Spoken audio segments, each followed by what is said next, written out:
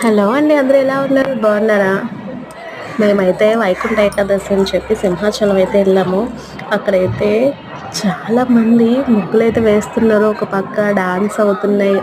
Classical డాన్స్‌లు, కోలాటం అవన్నీ చాలా జరుగుతున్నాయన్న. ఒక పండగలా అయితే అనిపించింది నాకు. మీరైతే వీడియోకి ఒక లైక్ ఇవ్వండి. Bye bye.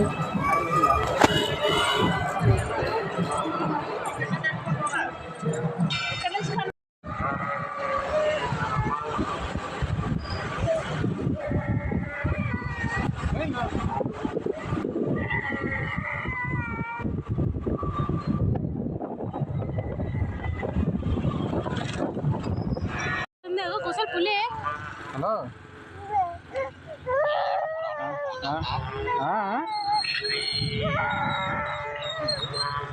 ఏదో